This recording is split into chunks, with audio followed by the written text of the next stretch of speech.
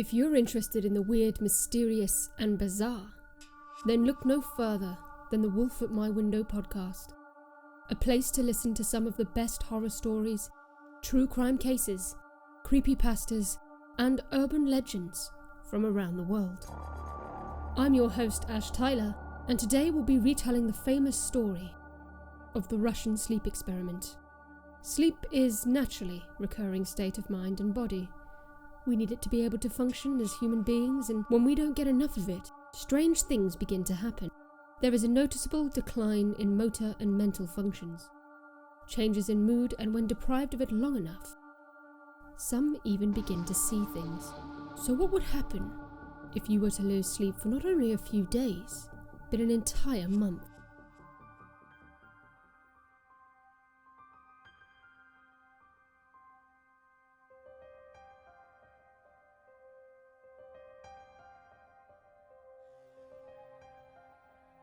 Russian researchers in the late 1940s kept 5 people awake for 15 consecutive days using experimental gas-based stimulant.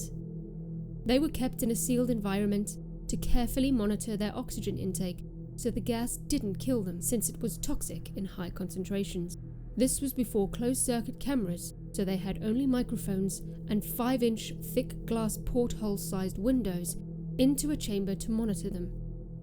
The chamber was stocked with books, cots to sleep on, but no bedding, running water, a toilet, and enough dried food to last all 5 for over a month. The test subjects were political prisoners, deemed enemies of the state during World War II. Everything was fine for the first 5 days. The subjects hardly complained, having been promised, falsely, that they would be freed if they submitted to the test and did not sleep for 30 days. Their conversations and activities were monitored, and it was noted that they continued to talk about increasingly traumatic events in their past, and the general tone of their conversation took on a darker aspect after the 4-day mark. After 5 days, they started to complain about the circumstances and events that had led them to where they were, and started to demonstrate severe paranoia. They stopped talking to each other and began, alternatively, whispering into the microphones and one-way mirrored portholes. Oddly, they all seemed to think they could win the trust of the experimenters by turning over their comrades, the other subjects in captivity with them. At first, the researchers suspected this was an effect of the gas itself. After 9 days, the first of them started screaming. He ran the length of the chamber, repeatedly yelling at the top of his lungs for 3 hours straight. He continued attempting to scream, but was only able to produce occasional squeaks. The researchers postulated that he had physically torn his vocal cords. The most surprising thing about this behavior is how the other captives reacted to it, or rather didn't react to it. They continued whispering to the microphones until the second of the captives started to scream. The 2 non-screaming captives took the books apart, smeared page after page with their own feces, and pasted them calmly over the glass portholes. The screaming promptly stopped. So did the whispering to the microphones. After 3 more days passed, the researchers checked the microphones hourly to make sure they were working, since they thought it impossible that no sound could be coming with 5 people inside. The oxygen consumption in the chamber indicated that all 5 must still be alive. In fact, it was the amount of oxygen 5 people would consume at very heavy levels of strenuous exercise. On the morning of the 14th day, the researchers did something they said they would not do to get a reaction from the captives. They used the intercom inside the chamber, hoping to provoke any response from the captives they were afraid were either dead or vegetables. They announced, "We're opening the chamber to test the microphones. Step away from the door and lie flat on the floor, or you will be shot. Compliance will earn 1 of your immediate freedom." To their surprise, they heard a single phrase, in a calm voice response, "We no longer want to be freed." Debate broke out among the researchers and the military forces funding the research. Unable to provoke any more response using the intercom, it was finally decided to open the chamber at midnight on the 15th day. The chamber was flushed of the stimulant gas and filled with fresh air, and immediately voices from the microphones began to object. 3 different voices began begging, as if pleading for the life of loved ones, to turn the gas back on. The chamber was open and the soldiers sent in to retrieve the test subjects. They began to scream louder than ever. And so did the soldiers when they saw what was inside. 4 of the 5 subjects were still alive, although no one could rightly call the state they were in life. The food rations past day 5 had not been so much as touched.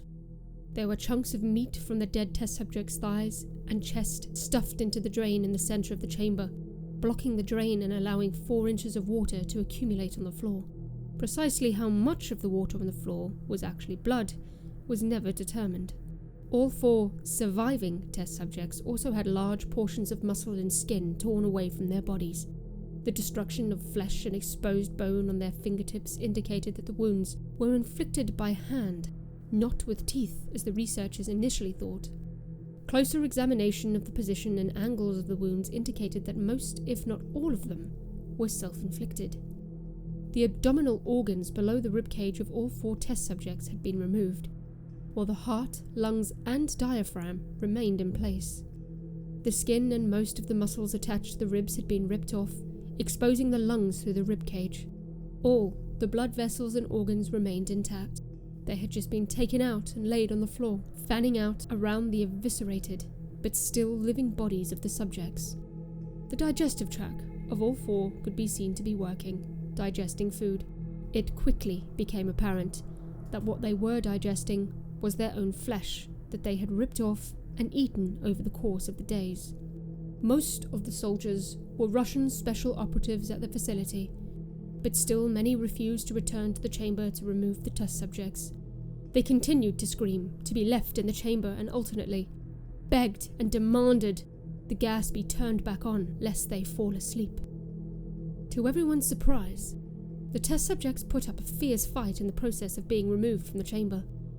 One of the Russian soldiers died from having his throat ripped out. Another was gravely injured by having his testicles ripped off and an artery in his leg severed by one of the test subjects' teeth. Another 5 of the soldiers lost their lives if you count ones that committed suicide in the weeks following the incident. In the struggle, one of the 4 living subjects had his spleen ruptured and he bled out almost immediately. The medical researchers attempted to sedate him, but this proved impossible.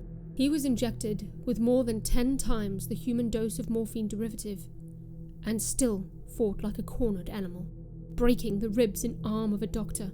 His heart was seen to beat for a full 2 minutes after he had bled out to the point there was no more air in his vascular system. Even after it stopped, he continued to scream and flail for another 3 minutes, struggling to attack anyone in reach and just repeating the word. More. Over and over, weaker and weaker until he finally fell silent. The surviving 3 test subjects were heavily restrained and moved to a medical facility. The 2 with intact vocal cords continuously begging for the gas, demanding to be kept awake. The most injured of the 3 was taken to the only surgical operating room that the facility had. In the process of preparing the subject to have his organs placed back within his body, it was found that he was effectively immune to the sedative they had given him. He fought furiously against the restraints when the anesthetic gas was brought out to him to be put under. He managed to tear most of the way through a 4-inch wide leather strap, even though the weight of a 200-pound soldier was holding that wrist as well.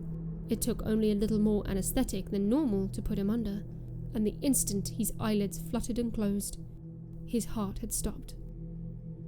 In the autopsy of the test subject that died on the operating table, it was found that his blood had triple the normal level of oxygen. His muscles that were attached to his skeleton were badly torn, and he had broken 9 bones in his struggle to not be subdued. Most of them were from the force his own muscles had exerted on them. The second survivor had been the first of the group of 5 to start screaming. His vocal cords destroyed. He was unable to beg or object to surgery, and only rejected by shaking his head violently in disapproval when the anesthetic gas was brought near him. He shook his head yes when someone suggested, reluctantly, that they try the surgery without anesthetic, and did not react for the entire 6-hour procedure of replacing his abdominal organs and attempting to cover them with what remained of his skin. The surgeon presiding stated repeatedly that it should be medically impossible for the patient to still be alive. One terrified nurse assisting the surgery stated that she had seen the patient's mouth curl into a smile several times whenever his eyes met hers.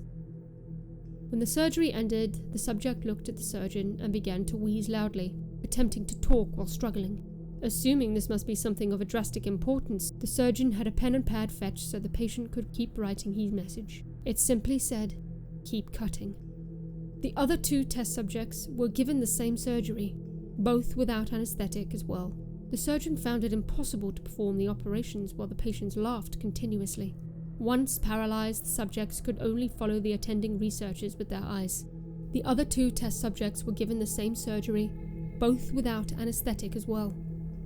Although they had to be injected with a paralytic for the duration of the operation, the surgeon found it impossible to perform the operation while the patients laughed continuously.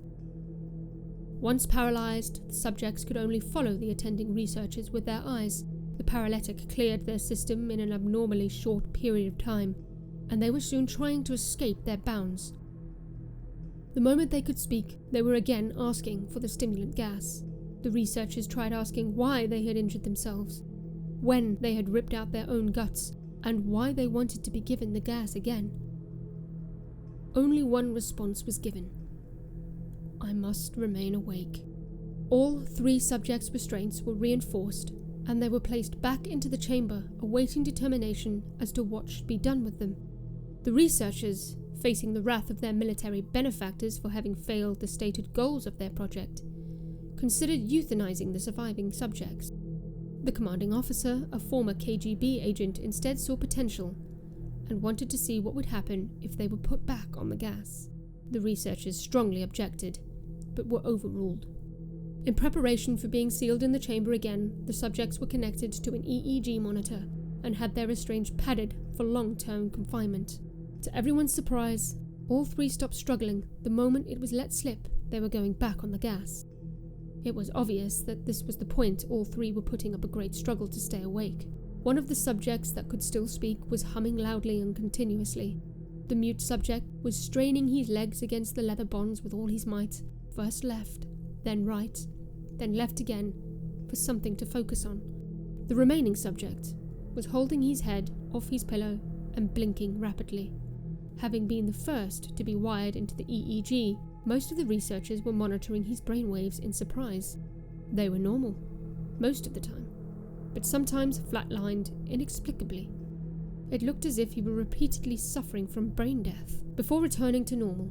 As they focused on paper scrolling out of the brainwave monitor, only one nurse saw his eyes slip shut at the same moment his head hit the pillow. His brainwaves immediately changed to that of a deep sleep, then flatlined for the last time as his heart simultaneously stopped. The only remaining subject that could speak started screaming to be sealed in now. His brainwaves showed the same flat lines as the one who had just died from falling asleep. The commander gave the order to seal the chamber with both subjects inside, as well as 3 researchers. One of the named 3 immediately drew his gun and shot the commander point blank between the eyes, then turned the gun on the mute subject and blew his brains out as well.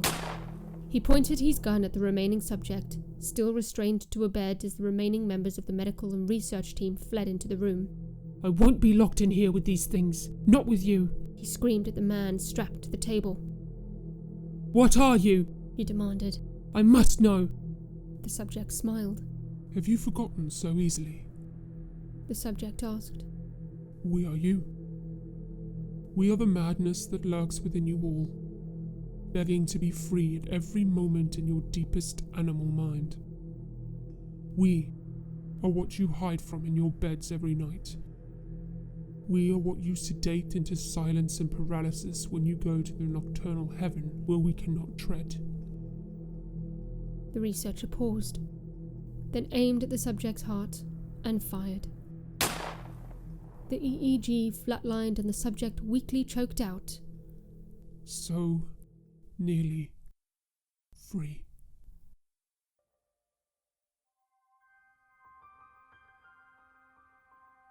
This story originated from the forum challenging users to create the scariest urban legend. It was posted on August 10th, 2010. However, who's to say that it's just a story? Most urban legends have to have come from somewhere. and most of them will always have an element of truth to them. So next time you're thinking of signing up to what seems like a harmless sleep experiment, you might want to think twice, because you may just be forced to confront the madness that lurks within us all. If you enjoyed this podcast and want to hear more, please subscribe, like, and favourite so you never miss an episode. In the description, you'll find links to the author pages as well as links to the stories and music that made this podcast possible.